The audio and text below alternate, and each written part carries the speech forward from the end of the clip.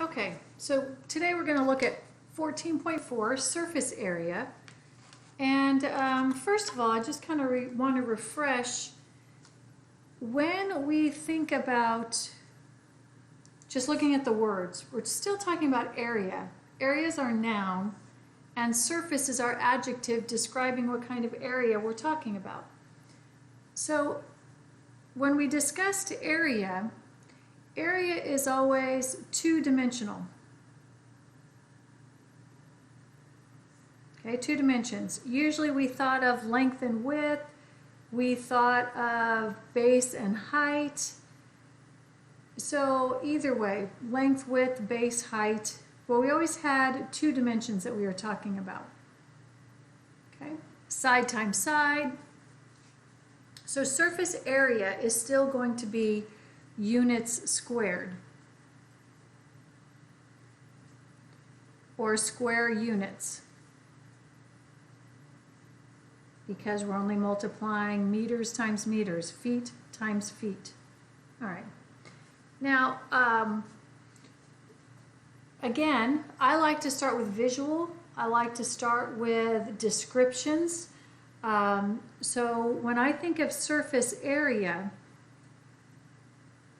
what this really means is the area of all the surfaces. So the sum of areas of all the surfaces. And a couple chapters ago, we talked about faces of a polygon, faces of a tetrahedron. So we're just now talking about adding up all of those individual surfaces. So if I first start with, and if you remember I had these before, you can bring a Kleenex box into a class, you could bring a cereal box in. Not sure how well that's showing up, so I can always grab another kind of box. See if I have one handy here. If I just grab like a Wheat Thins box or a Triscuit box, okay? I just have this solid or polyhedron that's got various surfaces. Okay. So we want to take a look at, now in this case I started with a rectangular prism. Again, I'll kind of show that it's got different dimensions here. So you might see, in this case I've got the top, the bottom, and all the sides. Or I can kind of sketch it. So the first example I'm going to look at, because I've pretty much given you the entire lesson, it's just the sum of the areas. So let's say, for example, I give you this rectangular prism. A prism, remember, is a three-dimensional shape which keeps its shape if I slice it all the way through. So if I just sliced this, every single one of these slices would be the same shape. It would either be a square, or if I turned it and sliced along this edge, I would end up with all kinds of rectangles. So if I draw this, easiest way to draw it for practice as future teachers, I'm going to start with the face of it, and notice the sides are parallel. I'm going to go off toward the back, make those parallel, and make those equidistant, or sorry about that, make those equivalent or congruent. This edge will be parallel. We did this in a previous chapter. I'm going back at the exact same angle. I'm going to come straight down. And then the parts that you don't see, we would dot. So this will be parallel to this edge. This edge should be parallel to this front edge. That back edge should be parallel. Okay? So we should look something like that. Now, when I'm working with students, the first thing I have them do is describe it in words. We now have a picture of what the rectangular prism looks like. You can have your box handy. You can have your manipulative handy so that they can see it, and we can label them. So I'm going to start with labels. I might have a front, which means I would also have a back. So it might be sitting this way. You can't see it, so I'll show you. There's the front, there's the back. Okay. So I might ask myself, all right, on this rectangular prism, I have a front, I have a back, I also have a top, which means I could call the other side a bottom.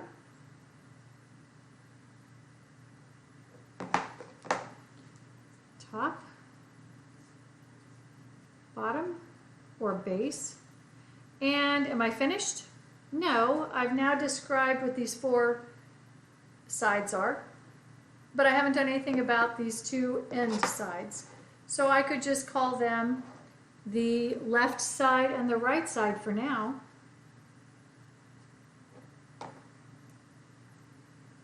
Part of our responsibility is to try to have students describe what they see, and then we'll make it more sophisticated, but right now they've just described what they've seen. So now go back and for the first time through, describe what the front looks like. Well, our front was a rectangle.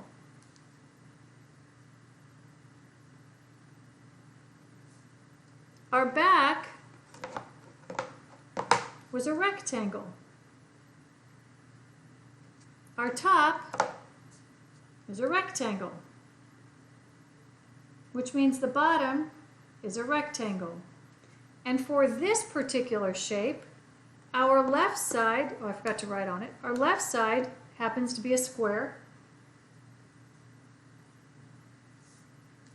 and our right side also is a square. So what you've done is we've helped the students see a way to organize their thoughts and to help them with everything. Now from here, go to, we know how to find the area of a rectangle. So the area would be length times width, or I'm going to say base times height. Rectangle, base times height. A rectangle, base times height. A rectangle, base times height. We know a square is also base times height or side times side. Base times height or side times side. And so now if I keep going with this and I say, all right, you guys, since we have an example right here, let's put some dimensions on this picture. Let's now find the surface area of this picture. So instead of drawing a picture all over again, I'm just going to take the one that I have right here, and let's say that we have this edge is 8 meters long, and we said it was a square on the side, so we'll go by a 4 by 4. It's not necessary to have large numbers in order to get the idea. And so what I could do now is go for the pieces, go for the parts and pieces. So our front, looks like our front edge is going to be 8 by 4. Maybe you draw a picture, maybe not. So I have 8 meters times 4 meters. The back is going to be the same, 8 by 4. The top is going to be the same, 8 by 4. The bottom is going to be the same, 8 by 4. Then if I go to each of the square edges, the left side, it looks like the left side is 4 by 4. 4 meters times 4 meters. 4 meters times 4 meters. And so now the description part is the hardest part, because now they have a plan. Now that there's a plan, we can go, all right, I have 32 plus 32, 32, 32. So I have 4 times 32, 16 and 16, so I have two of these, two squares. So 4 times 32 is 128. Meters times meters is meters squared. 2 times 16, 32. Meters times meters is meters squared. So our surface area would be 128 plus 32, which I believe is 160 meters squared. So if I were to say it simply, surface area simply means to find the area of each of the surfaces of this solid or polyhedra. So the only thing that changes is the change of the shape. Okay, so this is one method of solving this. One method is to describe the shape. So I want to do one more like this before we look at another way of doing something very similar. So what I'm going to do is change the shape, and I'm going to keep it a prism, because remember, a prism keeps the shape all the way through the solid. Kind of like a deck of cards stays rectangles. If you have a can full of potato chips that are the same size, or crackers that are the same size. So in this case, now it still looks like I have a rectangle. Still looks like I have a rectangle. Still looks like I have a rectangle, but when I turn it on its edge, the two sides are actually triangles. Okay, so this could be called a pyramid, or a prism with a triangular base, because if I keep slicing all the way through, as I get to the top, I'm going to have a whole lot of triangles. So if I draw that, okay, and whoops, I want to switch colors here, sorry about that. So there's a couple ways we could draw it. We can either draw it, if I go this way, and let's see. So I'm going to start with my triangle. Then I'm going to have it go off, kind of like at an angle, so I can see it. So that's the picture I'm going to try to draw. So I'm going to go off, I'm going to go off. And the key is, remember, to keep them parallel. So this would come down like this. Hang on a second. Suddenly I just lost my vision.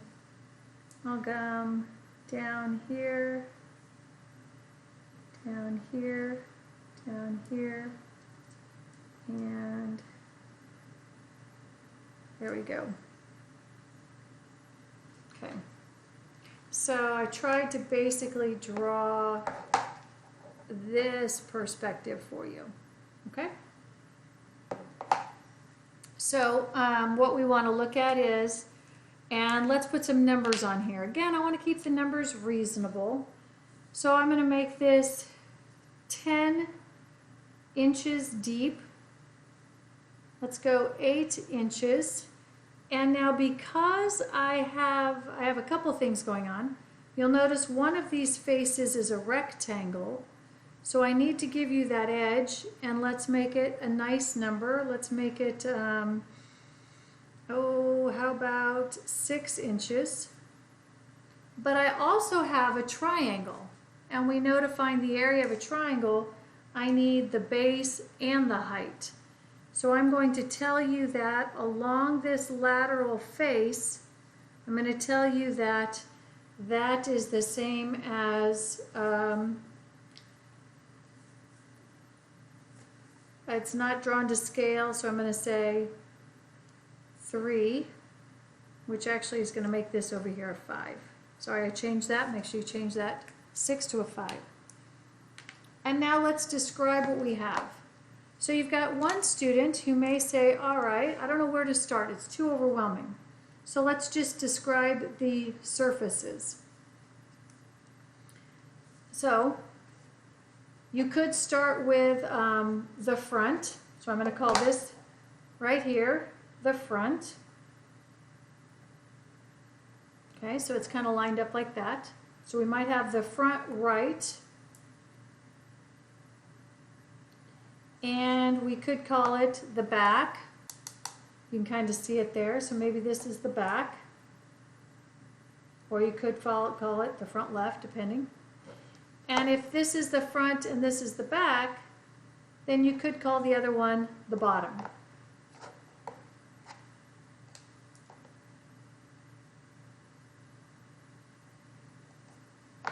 Okay, so again we have a front, we have a back, and we have the bottom. So I know I have the front plus the back plus the bottom. Now some of you may not need to do this. I'm trying to help those that are having a visual difficulty with trying to see it, and give something that's doable. Break it down into usable pieces. And now we have to describe the two sides. So it looks like we have a triangle on the left side, and we have the exact same thing on the right side. So now if we put all our parts and pieces together, well, the front is a rectangle. The back is a rectangle. The bottom is a rectangle. The left side is a triangle. And the right side is a triangle. So it gives the student an idea that, okay, you can see that they have the concept. Now let's work on how we find each of these. Well, we know how to find the area of a rectangle. Base times height. Base times height. Base times height. Triangle is 1/2 base times height. 1/2 base times height. This works for any of our shapes that we've done. So now if I look at the front, okay, if I look at the front, which I'm calling this one right here the front, the base of the front is 10. The height of the front would be 5. 10 inches times 5 inches. If I go to the back, okay, if I go to the back, well, the back is also 10 by 5.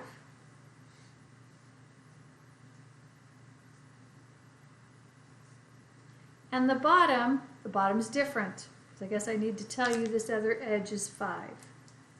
This one's also 5. Now the bottom's different. The bottom is made up of this rectangle that is 10 by 8. So it's a little bit larger. And then look at our front and our back, our left side, our right side. Our left triangle, we know how to find the area of a triangle, 1/2 base times height. That would be 1/2, 8 inches times 3 inches.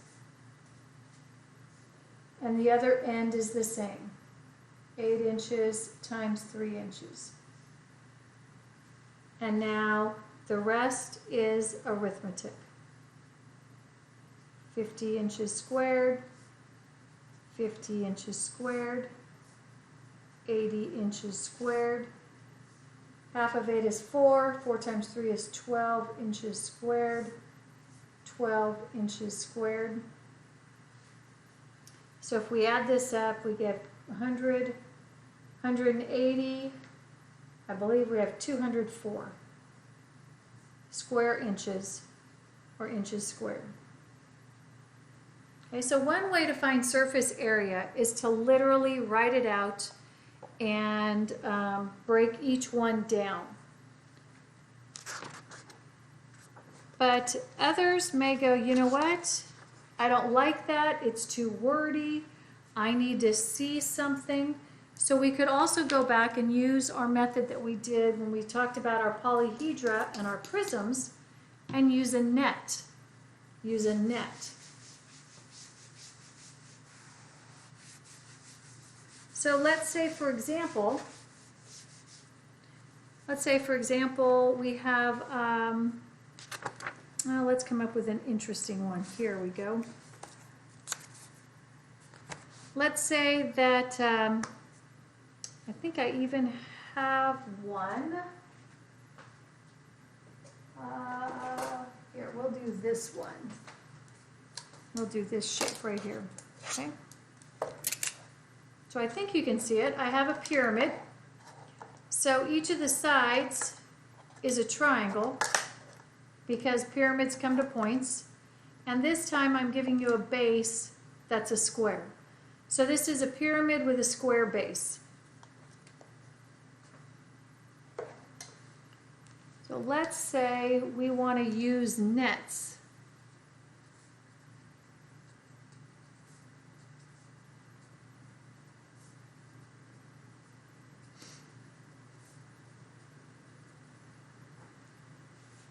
So for example, let's find the surface area of, and the easiest way to draw a pyramid, as we can see each of these shapes, each of these sides, each of these lateral sides, these shapes, these surfaces are going to be triangles. So the easiest way to draw this is to start with this face of a triangle.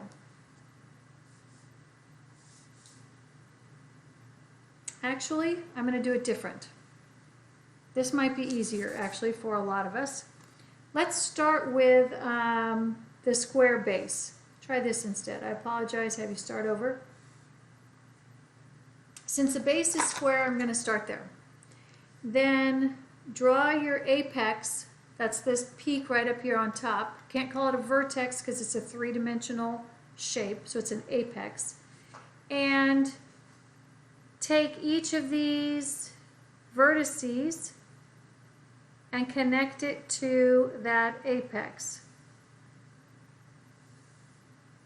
Okay, so now maybe I'll dot that back there so because we don't really see it.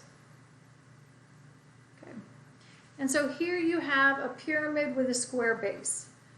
And for our purposes, let's find the surface area. So keep the numbers reasonable. Let's make our square base go, how about 4 meters by 4 meters?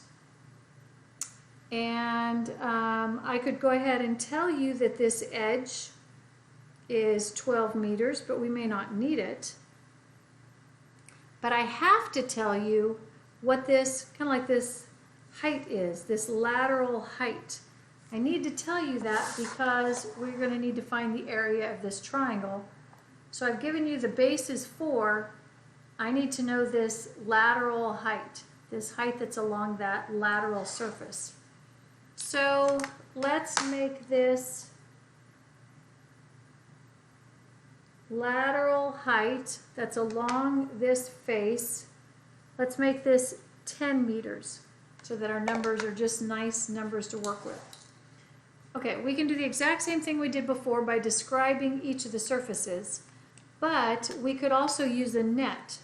So what I can do is take this apart and create a net out of it. So if I unfold this, I'll turn it over so it stays. You might see now what we've got. We've got our square base, and we have all 4 of these triangles. Okay?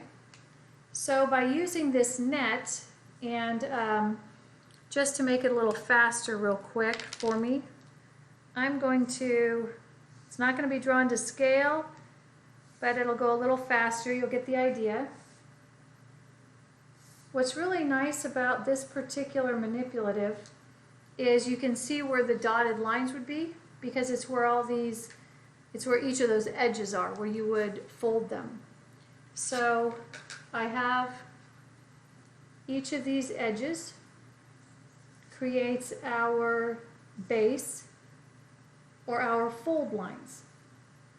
And you can get online, you can get various nets that you could print out and are printable for classes, okay, or for visual aids. And according to our picture, let's fill in what we have. Well, we know our base is 4 by 4, so I have 4 meters by 4 meters. And we know that each of these lateral heights is 10 meters. So each one of these lateral heights is 10 meters. Don't know if I need to put them all down, but I'm going to. Because now what we want to do is surface area is the sum of all these surfaces, the sum of these shapes. So if I take each one and I'm going to assign them a number, if you want to think of it that way, this surface area is found by taking one square, and I'm going to still put the words in for just a moment because it's just a visual in another way, plus 4 triangles. And I'm listing them all the same because I know all these triangles are identical. I know they're all identical because they have a base, which is a square. So all of these are 4 by 10. So if I first start with the square, the area of the square is base times height, 4 meters by 4 meters. The area of each one of these triangles is 1/2 base times height. So 1/2 a base of 4 meters and a height of 10 meters. So our surface area would be 16 meters squared.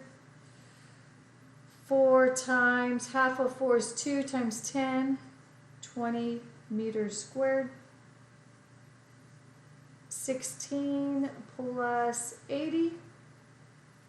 And hopefully I've done my arithmetic correctly. So the total surface area of this particular pyramid with a square base would be 96 square meters, a meter squared. So using a net might help some students. Using description might help others, and some might like kind of a combination of each. All right. Okay, so what do we do if we want to find the surface area of a non-polyhedra? In other words, each of the sides is not a polygon.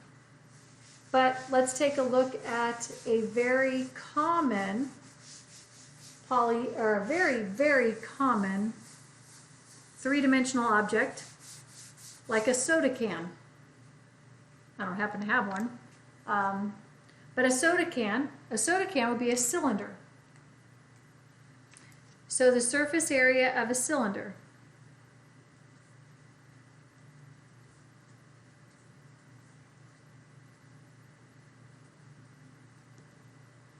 So here I have my cylinder. Okay? With the lid that just went flying off the board. So here's my cylinder. So you can see that it's not a polyhedra because I do not have a polygon. I do not have many sides, but I can still come up with finding the area of all the surfaces. So if I want to create a cylinder, easiest way to draw a cylinder is to start with not quite a circle on top. Come straight down. Make this part kind of parallel, kind of mimic that first edge, and then come around the back side to mimic the circle on the bottom. So if we describe a surface area of a cylinder, if we describe it first, what do we have? Well, the top and the bottom are both circles. And that part's pretty easy for students to understand. The top and the bottom are circles. So I have 2 circles plus, and now going around the outside is a little bit harder for them to see. So an easy way to help them visualize, and I don't know if you can see this well, I just grabbed my roll of paper towels because I can see that it's a circle on the top and I can see that it's a circle on the bottom. And what I'm actually going to do is I'm going to take one layer and unroll it. Well, if I do that and I unroll it, you actually see that by unrolling it, I end up with a rectangle. Not sure you can see it, so I'll move it around a little bit. Okay? So again, a nice visual aid is bring in a roll of paper towels. And students are easier able to see that on the bottom they have a circle, on the top they have a circle, and when I unwrap this and lay it down, they have a rectangle. Okay? And I have a net for this. So I have two circles which represent the top and the bottom, and I have a rectangle which represents going around the sides, but there's not really sides, going around the curve. So we know how to find the area of a circle. So this is pi r squared. So we would have to give you from the center out, or we'd have to give you the diameter all the way across. So remember, all the way across would be considered the diameter. Right? And this would be the height, or like how tall it is. Kind of like the height of a can, soda can, something like that.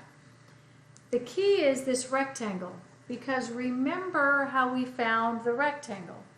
We started with our circular piece of paper, and when I unwrapped it, that unwrapping means that this edge up here is actually the circumference. So it's actually the circumference of the circle times however high it is. So this circumference becomes one length, and you have the height for the other one. So our rectangle is made up of the circumference times the height, that base times height. So I have a 2 pi r squared represents the area of the top and the bottom, the two circles. When I unwrapped it, that's called circumference. Remember, that's 2 pi r times the height. Okay. I can look at it as a net, because sometimes people are like, well, I don't see it. I don't see it.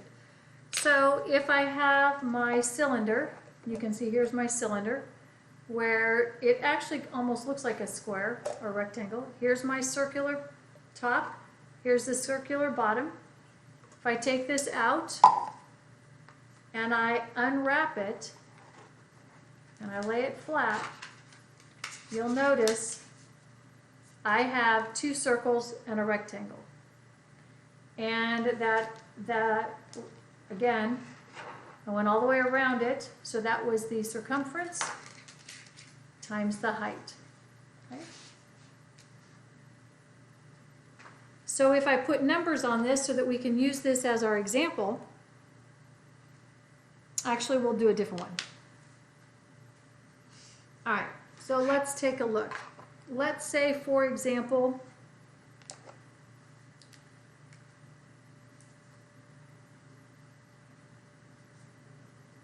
find the surface area of the cylinder. So it's still a prism because it's keeping its circular shape all the way through. It's keeping its circular shape all the way through.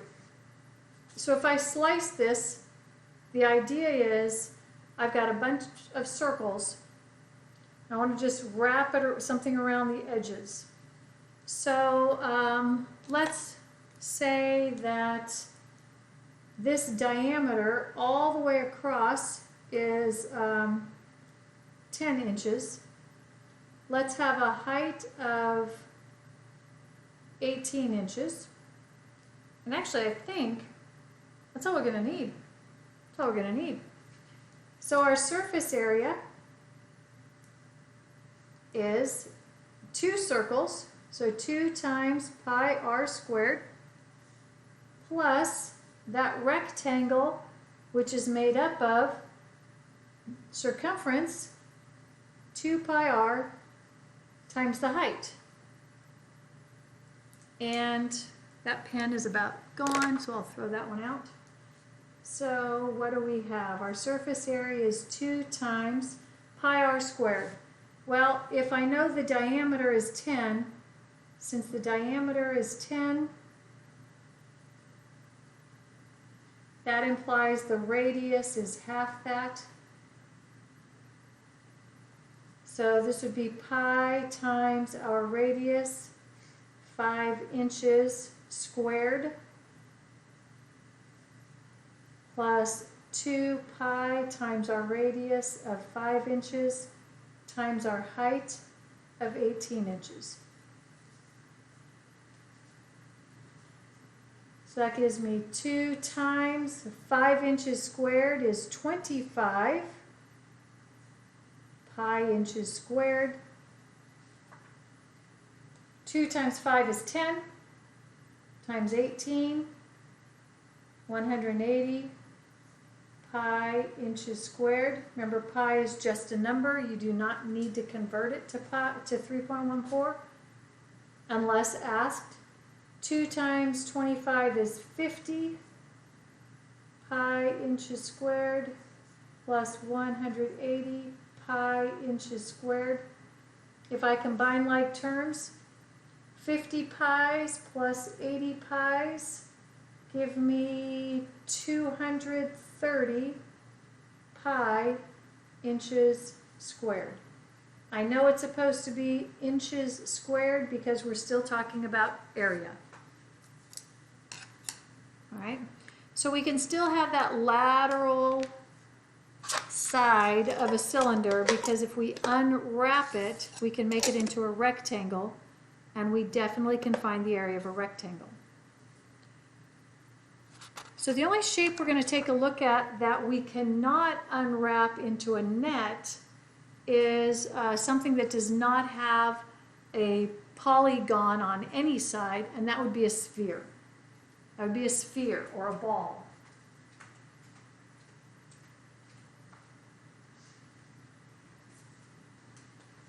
I thought I had one handy. I don't. But if we think of a sphere, a tennis ball, a golf ball, basketball, any sort of circular.